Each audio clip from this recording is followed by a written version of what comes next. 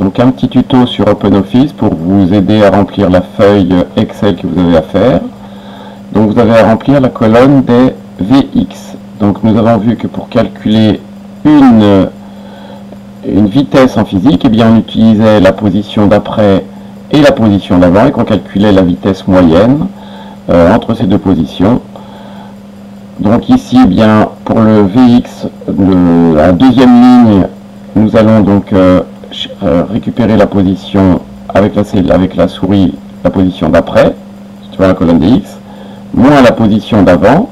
Je mets une parenthèse pour que la division s'applique à la différence des deux positions et non pas une seule. Ensuite, eh bien, je divise par la durée entre les deux positions. Donc la durée entre deux points, on a vu qu'elle était de 10 jours. Donc la durée entre le premier et le troisième point, ce sera de 20 jours. Donc ça fait 2 fois 10 fois 24 pour passer en heures, fois 3600 pour passer en secondes. Je valide. Donc ici, l'avantage du tableur, c'est que la formule que j'ai tapée dans la première ligne, eh bien, grâce à la poignée de recopie, c'est-à-dire quand la croix est fine et noire, je peux la recopier vers le bas, en faisant un clic gauche et en maintenant le clic gauche enfoncé et en se déplaçant vers le bas.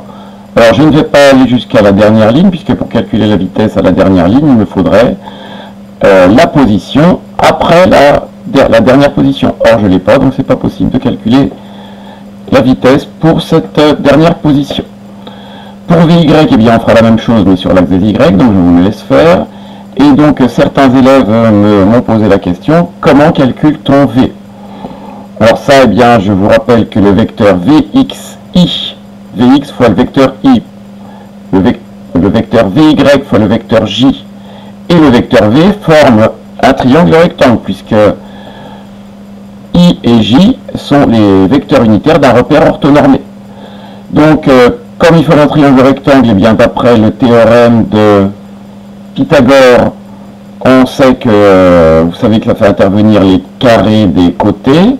Donc, eh bien, pour calculer la longueur de l'hypoténuse, vous allez être obligé de faire intervenir la fonction racine.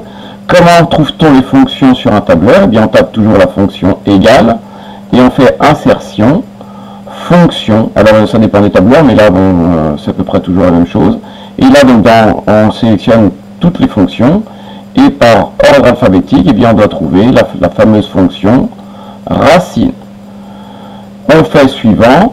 Donc là, ici, on pourrait sélectionner la cellule dont on veut la racine carrée. Là, ici, ça va faire intervenir plusieurs cellules. Donc, il faut faire OK. Donc, il y a un message d'erreur qui s'affiche, mais c'est pas grave. Vous allez ici, donc, dans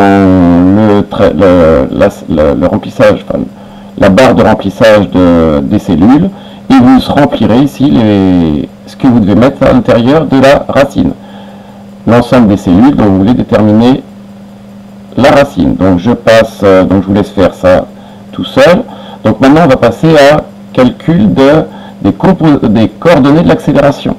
Donc les coordonnées de l'accélération, bon, on a vu que l'accélération c'était une variation de vitesse. Donc l'accélération suivant l'axe des X sera égale à une variation de vitesse suivant l'axe des V, enfin suivant l'axe des X, donc des variations de Vx. Donc je ne peux pas me placer à l'instant T1 si le premier instant est noté T0. Pourquoi? Parce qu'il n'y a pas de vitesse avant. Donc je suis obligé de commencer à l'instant T2. Donc je mets égal. Je sélectionne donc ma variation de vitesse. Donc la vitesse suivant l'axe des X après, moins la vitesse suivant l'axe des X avant, divisé par la durée entre les deux points, qui est donc de 2 fois 10 jours comme précédemment. Donc ce qui me fait 2 fois 10 fois 24 fois 3600. Je valide. Et donc j'ai une certaine valeur. Je recopie ensuite eh bien, ces cellules, enfin le contenu de cette formule sur les lignes suivantes en utilisant toujours la poignée de recopie. Et ben là, pour la même raison que tout à l'heure, comme là je n'ai pas de vitesse pour la dernière ligne et que j'en ai que pour l'avant-dernière ligne, eh bien je ne peux calculer l'accélération que jusqu'à l'avant-dernière ligne. Voilà.